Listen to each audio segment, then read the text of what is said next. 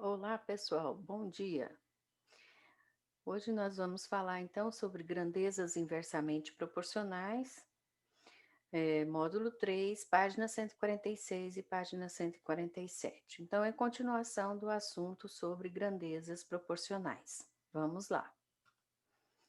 Para começarmos então o nosso dia, uma frase que eu sempre gosto de colocar nas minhas aulas. Então, bom dia. Que hoje a paz se faça presente, que a alegria seja permanente e que Deus nos livre de todo o mal e esteja com cada um de nós. Então, página 146, grandezas inversamente proporcionais. Observe no quadro a relação entre a velocidade de um automóvel e o tempo necessário para fazer uma viagem de 180 quilômetros. Então, a velocidade 30, 60, 90. O tempo é 6, 3 e 2. Pela lógica, a gente sabe, se o carro está andando a 30 quilômetros por hora, para percorrer 180 quilômetros, ele vai gastar mais tempo do que se ele andar um pouco mais rápido e ainda mais rápido, né? Então, à medida que a velocidade aumenta, o tempo diminui. A gente percebe isso nitidamente aqui nessa tabelinha. Então, olha bem. E para acontecer, então, a grandeza inversamente proporcional, tem que acontecer esses fatos, né? E percebermos, então, a proporção, tá?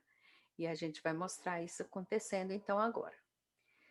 O tempo varia de acordo com a velocidade, de maneira que, duplicando a velocidade, o tempo é reduzido à metade. Então, o que acontece multiplicando, aumentando e dobrando, o outro vai diminuir, então, pela metade. Então, tem que acontecer esse oposto, tá? Então, de maneira que ah, esse inverso, na verdade, tá? Então, de maneira que a velocidade, duplicando a velocidade, o tempo é reduzido à metade. Se triplica a velocidade, então o tempo é reduzido à terça parte, e assim por diante. Ou seja, é uma situação em que uma grandeza varia sempre na razão inversa, como eu havia dito, da outra. Então, nesse caso, a velocidade e o tempo são grandezas inversamente proporcionais. Então, quando a velocidade varia na razão de 30 quilômetros por hora para, para 60 quilômetros por hora. Então, ela passa de 30 e vai para 60. O que acontece com o tempo? Ele passa de 6 horas para 3 horas. Então, aqui, ó, dobrou e aqui reduziu a metade. Então, aconteceu o que aqui? Razões inversas ou operações inversas, já a gente percebeu isso. À medida que um aumenta, o outro diminui, tá?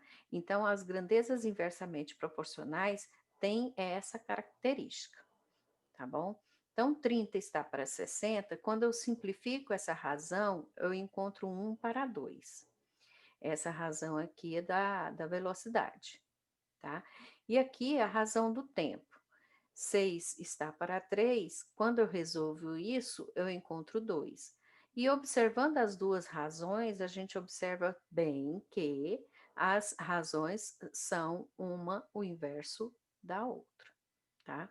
Agora vamos ver o outro quadrinho aqui, ó. Quando a velocidade varia de 30 quilômetros por hora para 90 quilômetros por hora, o tempo varia de 6 horas para 2 horas. O que a gente percebe? De 30 para 90, triplicou. De 6 para 2, eu encontrei a terça parte. Então, ó, 30 para 90, a razão fica 1 para 3. E de 6 para 2, a razão fica 3, certo? Então, a gente percebe que nós encontramos aqui o inverso nas razões. Logo, então, essas grandezas são proporcionais e são, então, inversamente proporcionais. Então, note que essas razões não são iguais, porém são inversas. Então, nesse caso, nós podemos escrever 6 vezes 30, 3 vezes 60, 2 vezes 90, que dá 180. Qualquer uma desses produtos aí dá 180. Então, considerando x, os possíveis valores da grandeza, velocidade, quilômetro por hora, com x diferente de zero, e y, os possíveis valores da grandeza, tempo, que é em hora, temos que o produto entre essas grandezas será sempre constante, tá? Então, sempre quando eu multiplicar, vai ter o mesmo resultado. Então, x vezes y também é 180, né? E se eu isolar o y, o que está multiplicando vai passar dividindo. Então, isolando o y, eu vou ter essa relação 180 para x. E aqui, dependendo da velocidade, eu encontro o tempo correspondente, tá? Então, vamos lá. Note que o tempo y depende da velocidade x. Além disso, para cada velocidade existe um único tempo, isto é, a cada valor atribuído a x existe um único valor correspondente para y. Quando isso ocorre, dizemos que y é função de x. Então, temos aqui um exemplo. Usando a sentença algébrica y igual a 180 para x, com x diferente de zero, vamos determinar em quanto tempo a viagem seria realizada a uma velocidade de 100 km por hora. Então, quer dizer, ele está dando a velocidade aqui vai ser o x. Automaticamente, nós vamos encontrar o y, né, que se refere ao tempo nesse problema.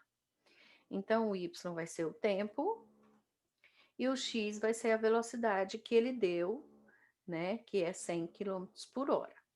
Vou, então, reescrever essa formulazinha e substituir o valor que eu conheço, que é o valor do x, nessa posição.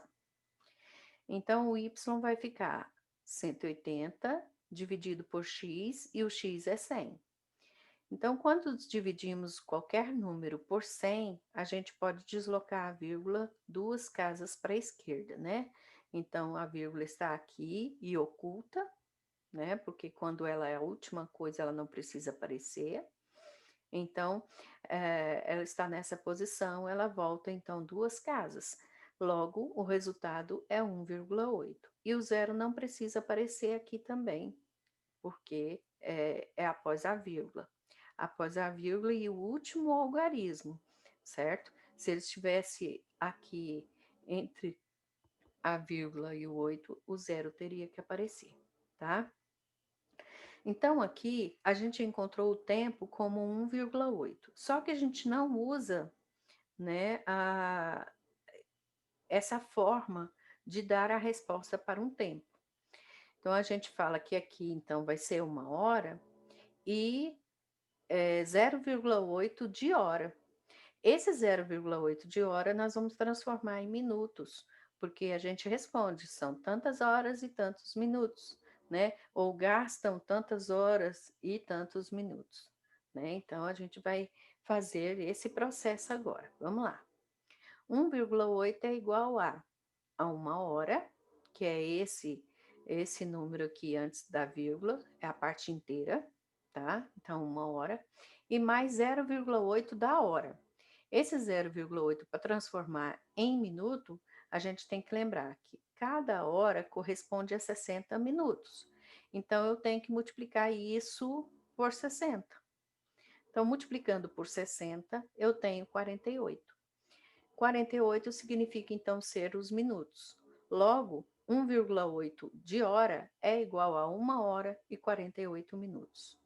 Então, a gente chega à conclusão de que o tempo necessário para que a viagem aconteça em 100 km por hora, né, numa velocidade de 100 km por hora, o tempo necessário ou o tempo gasto, né, vai ser 1 hora e 48 minutos. Então, com uma velocidade de 100 quilômetros por hora, a viagem seria realizada em 1 hora e 48 minutos, certo?